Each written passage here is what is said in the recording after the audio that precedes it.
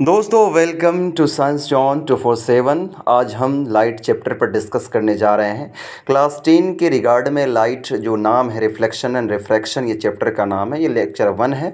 इसमें सिर्फ आज हमने रिफ्लेक्शन ऑफ लाइट पर मैंने डिस्कस करनी है। इस चैप्टर में हमने डिस्कस करना है कि what is light, what are the characteristics of light, what are the laws of reflection, regular reflections क्या हैं, इरेगुलर रिफ्लेक्शंस क्या हैं, और कब हमारी रे बनती है, और जब ये रे बंडल ऑफ रेज होते हैं तो इसे क्या कहते हैं, क्या हमारा स्पेकुलर रिफ्लेक्शन क्या होगा, और लॉज ऑफ रिफ्लेक्शन कितने हैं। तो तरह तरह के सवाल हमारे माइंड में आएंगे, और साथ साथ टाइप्स ऑफ इमेजेस पे भी हमने डिस्कस करनी है कि कब रियल होंगे, वर्चुअल होंगे।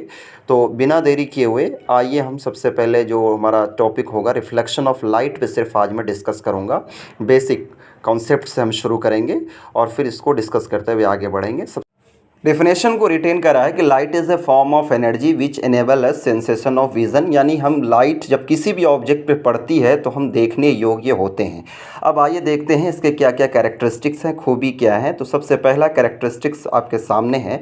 इसमें सबसे पहला कैरेक्टरिस्टिक्स है light travels in straight line, ये सीधी रेखा में ट्रेवल करती है, और साथ साथ इनकी जो स्पीड है वो 3 × 10⁸ मीटर पर सेकेंड, जिसको मैंने 0 को अगर लगाया तो 3 पर 8 0 लगाया, वैक्यूम या एयर में ट्रेवल कर सकती है। सभी के सभी कलर के लिए जो स्पीड होती है लाइट की वो सेम होती है वैक्यूम में, लेकिन वेवलेंथ और स्पीड चेंज हो जाती है जैसे इसका मीडियम चेंज होगा। चाहे एयर से वाटर में जाए, वाटर से केरोसिन में, या अदर अलग सब्सटेंसेस या मीडियम चेंज हो। चौथा है कि फ्रीक्वेंसी कभी चेंज नहीं होती, जैसे ही अगर ये एक मीडियम से दूसरे मीडियम में पास करेगी। जबकि पांचवा है इसे कोई भी मटेरियल मीडियम की ज़रूरत नहीं है एक जगह से दूसरी जगह ट्रेवल करने का।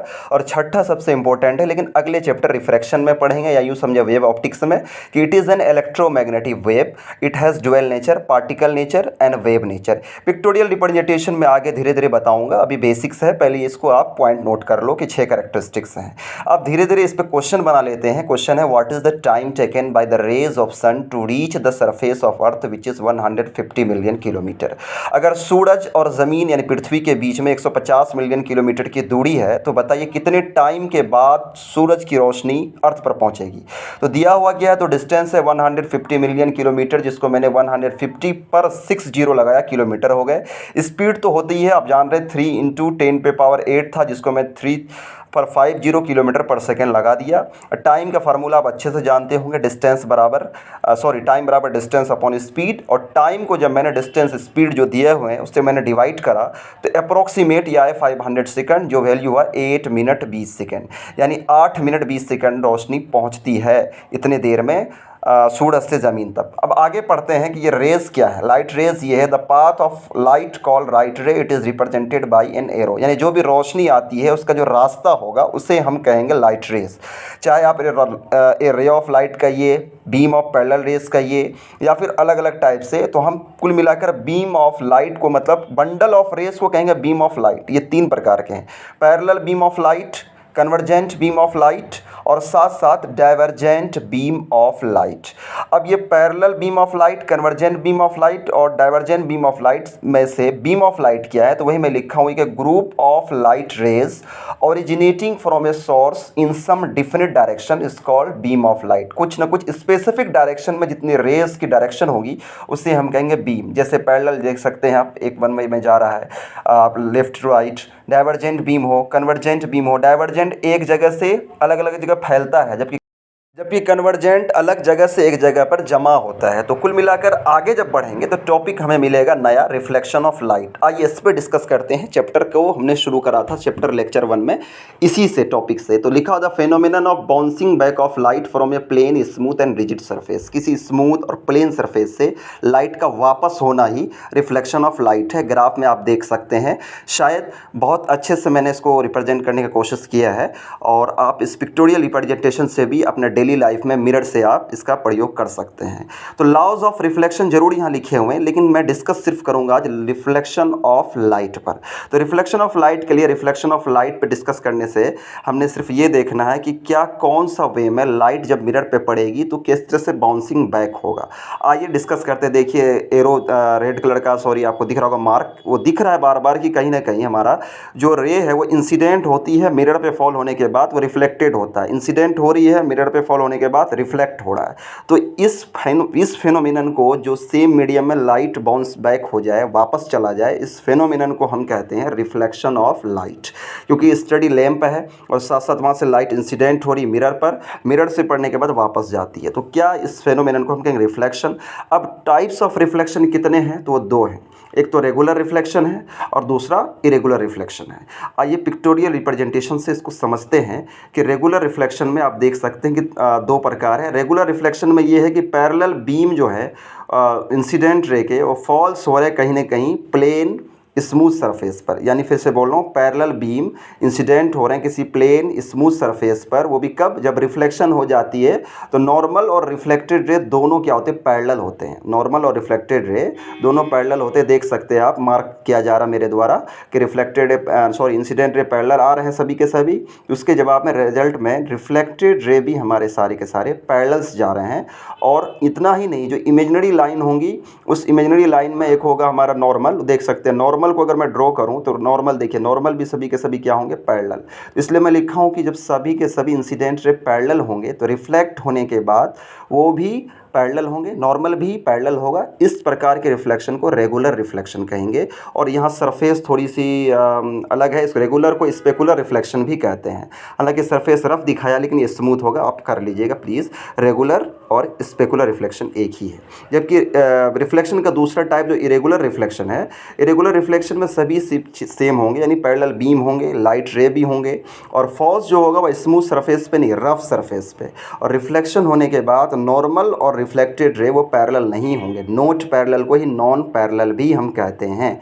यानी कि आप देखेंगे कि किस तरह से इंसिडेंट रे, या देख भी रहे होंगे पिक्चर में कि इंसिडेंट रे जब फॉल हो रही है सभी के सभी पैरेलल हैं, सभी के सभी, लेकिन रिफ्लेक्ट होने के बाद रफ सरफेस पर, देखिए रफ सरफेस है, तो रफ सरफेस पर पड़ने के बाद ये सभी के सभी डिफरेंट डायरेक्शंस में जा रहे हैं। तो इस प्रकार के हम रिफ्लेक्शन को इरेगुलर रिफ्लेक्शन कहते हैं। और इसमें नॉर्मल भी डिफरेंट डायरेक्शन में जाती है। तो इरेगुलर रिफ्लेक्शन को ही हम डिफ्यूज रिफ्लेक्शन कहते हैं। अब रिफ्लेक्शन ऑफ लाइट की थोड़ी सी फेनोमेनन के लिए एक बार और हम पिक्चर के मीडियम से हम समझते हैं कि मान लिया जाए AP हमारा इंसिडेंट रे है, AP हमारा इंसिडेंट रे है, और मिरर P पर यानी पॉइंट P पर इंसिडेंट हो रहा लाइट, तो PB हमारा रिफ्लेक्टेड रे हो जा रहा है, PB हमारा रिफ्लेक्टेड रे हो जा रहा है। जबकि इंसिडेंट रे AP और PB रिफ्लेक्टेड रे के साथ साथ उस दोनों के बीच में इनरी लाइन पड़ रही है जिसको कहते हैं नॉर्मल। क्या कहते हैं, नॉर्मल, जिसको N से मैंने दर्शाया है। और ये PN हमारा हो गया नॉर्मल लाइन, ठीक है। तो AP incident ray, PB reflected ray, I angle of incidence, R क्या हो गया, एंगल ऑफ रिफ्लेक्शन, और PN हो गए नॉर्मल। और जबकि मिरर के लिए पॉइंट P है, तो देखिए मैं लिखा भी I एंगल ऑफ इंसिडेंट हो गए, angle R angle of reflection हो गई। ये फेनोमेनन हमें हर हाल में जानना होगा, तब जाके हमारी कोई भी थ्योरी हमारी कंप्लीट होगी और फिर उस पर हम अपने कॉन्सेप्ट को बना पाएंगे। तो फिर से मैं कह रहा हूँ कि रेगुलर रिफ्लेक्शन, इरेगुलर को हम डिफ्यूज रिफ्लेक्शन कहते हैं, रेगुलर को स्पेकुलर रिफ्लेक्शन कहते हैं। यहाँ सभी के सभी जगह रिफ्लेक्शन ऑफ लाइट का फेनोमेनन हुआ।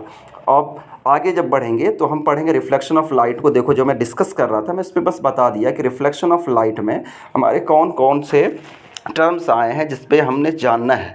तो टर्म को सबसे पहले जानने के लिए हमने एक मिरर लिया है। आप देख सकते हैं कि AM हमारा एक इंसिडेंट रे है, फिर से बोल रहा हूँ ताकि आपको याद हो जाए। AM हमारा इंसिडेंट रे है, MB हमारा रिफ्लेक्टेड रे है, जैसा मैंने लिखा भी है। आप देख रहे होंगे साइड में मैंने लिख रखा है कि AM जो हमारा है वो हमारा इंसिडेंट रे है और MB हमारा वो रिफ्लेक्टेड है। देखिए AM इंसिडेंट रे और MB हमारा रिफ्लेक्टेड रे है। क्लास 10 में, हालांकि 8 में भी आपने पढ़ा होगा। जबकि हमारा MN जो होगा, MN जो आप देख रहे होंगे मार्किंग जा रही है येलो कलर की, वो MN हमारा इमेजिनरी लाइन है। और ये इमेजिनरी लाइन को ही हम नॉर्मल कहते हैं, जो मैंने लिखा है। शायद यहाँ N नहीं लिखा हुआ, मुझे लिखना होगा, सॉरी, मैं पहले लिख देता हूँ MN के लिए। तो MN के लिए नॉर्मल हो गई। अब आगे क्या है, आगे जब मैं डिस्कस करूँगा तो आप देख सकते हैं एंगल पहले MN लिख लेता हूँ। MN हो गई हमारी नॉर्मल, इमेजिनरी लाइन है, ये रियल लाइन नहीं है। अब आगे जब मैं बात करूँगा तो AMN यानी एंगल AMN ये हो गई हमारी एंगल ऑफ इंसिडेंस, जिसको एंगल आई से दर्शाया गया है, ठीक। जबकि दूसरा मैं डिस्कस करूँगा तो उसमें देख सकते हैं आगे जब बढ़ेंगे तो BMN यानी एंगल BMN को हम कहेंगे एंगल ऑफ रिफ्लेक्शन, जिसको एंगल R से दर्शाया गया है। और इस पूरे अरेंजमेंट में हमने यूज़ करा एक मिरर की जिस पॉइंट पे इंसिडेंट हो रही है उस पॉइंट का नाम दिया M। हालांकि आप चाहो तो पूरा रिफ्लेक्टिंग सरफेस का नाम दे सकते हो। और ये देखिए X फिर M Y, और इस X M Y को जब मैं नाम दूंगा आगे बढ़ने के बाद तो इस X M Y का मैं नाम दे सकता हूँ reflecting surface. Okay, X M Y का जब मैं नाम दूंगा तो ये हो जाएगा रिफ्लेक्टिंग सरफेस। आप अपने यूजुअल वे से कर सकते हो। अब आगे बढ़ते हैं, इससे लॉज ऑफ रिफ्लेक्शन पढ़ेंगे कि क्या क्या हुआ। अगर अरेंजमेंट आपको याद है तो आप लॉ बिल्कुल। एग्जामिनेशन पर्पज़ से ये बहुत ही इंपॉर्टेंट क्वेश्चन यहाँ से बनते हैं CBSE के ख़ास तौर पर से कि how many laws of reflection and explain them with graph या पिक्टोरियल रिप्रेजेंटेशन। तो आइए डिस्कस करते हैं लॉज ऑफ रिफ्लेक्शन को। तो लॉज ऑफ रिफ्लेक्शन को रिप्रेजेंट करने के लिए सबसे पहले आपको जहाँ जहाँ एरो यानी येलो मार्किंग जा रही है उसको आपको याद रखना है कि इस पूरे लॉ में जो हमारा आया है पहला इंसिडेंट रे भी है, नॉर्मल भी है और रिफ्लेक्टेड रे भी है। तो आप देखेंगे तो जो हमारी एंगल आई भी है, एंगल आर भी है। एक बार मैं फिर से इसलिए बता रहा हूँ ताकि आपको याद हो जाए, बार बार देखने से आपको याद हो जाएगा। तो फिर ये पिक्चर आप अपने से बना सकते हैं। तो आइए नीचे रिफ्लेक्टिंग सरफेस तो आपको मैंने पिछले पिक्चर में ही बता दिया था कि X है, M है, Y है। हालांकि आप चाहो तो इसको रिफ्लेक्टिंग सरफेस को आप यहाँ मिरर है तो आप नहीं भी दोगे चलेगा, लेकिन मैं इसलिए दे रहा हूँ कि बेसिक वे में नहीं आते। तो देखो लिखे हुए क्या, the incident ray, the reflected ray दिख रहा है, the reflected ray and the normal यानी फर्स्ट लॉ पढ़ रहे हैं normal at the point of incidence M है। देखो पॉइंट M पर पॉइंट ऑफ इंसिडेंस है, point M point of incidence है। All lie in the same plane. क्या मतलब हुआ, फिर से बोल रहा हूँ कि जितनी हमारी जो अरेंजमेंट है, चाहे इंसिडेंट रे हो, रिफ्लेक्टेड रे हो या नॉर्मल हो, वो सभी के सभी पॉइंट M पर हैं। और इस पूरे को हम पहला लॉ दिए हैं, the incident ray, the reflected ray and the normal at the point of incident all lie in the same plane. ये हो गई पहला। अब दूसरा लॉ को पढ़ेंगे, लॉज ऑफ रिफ्लेक्शन के सेकंड लॉ। तो सेकंड लॉ है कि the angle of reflection is equal to angle of incidence. यहाँ येलो मार्क जारी है, आप देखो एंगल R है और एक तरफ एंगल I है। तो इसको मैंने लिखा भी है अरेंजमेंट को सही से करने के लिए। तो ये रिफ्लेक्टेड रे यानी एंगल BMN जो होंगे वो बराबर होंगे एंगल AMN के। आप ये भी लिख सकते हो angle BMN is equal to angle AMN। तो the angle of reflection is equal to angle of incidence. ये लॉज ऑफ रिफ्लेक्शन दो लॉ हैं, angle I is equal to angle R। अब इसी से एक छोटा सा क्वेश्चन लेते हैं कि मैं अगर मान लेता हूँ कि क्वेश्चन के अरेंजमेंट में कुछ एंगल लेता हूँ। देखो आप जहाँ येलो मार्किंग जा रही है यानी लिख रहा हूँ मैं 30 डिग्री अगर एक तरफ ले लूँ एंगल AMN, तो आप बताओ कि BMN कितना, 30 डिग्री। उसी तरह से अगर मैं दूसरा ले लूँ 45 डिग्री, BMN 45 डिग्री है, तो बताओ कि AMN कितना होगा, तो वो भी होंगे 45 डिग्री। तो इस तरह से ये हमारा बहुत मतलब क्रूशियल टॉपिक था लॉज ऑफ रिफ्लेक्शन। अब अगले वीडियो में इससे आगे बढ़ेंगे। Thank you. किसी भी टॉपिक में अगर आपको डाउट है तो आप कमेंट कर सकते हैं ताकि अगले क्लास में इसको अच्छे से डिस्कस करके मैं आपके डाउट को ख़त्म करूँगा।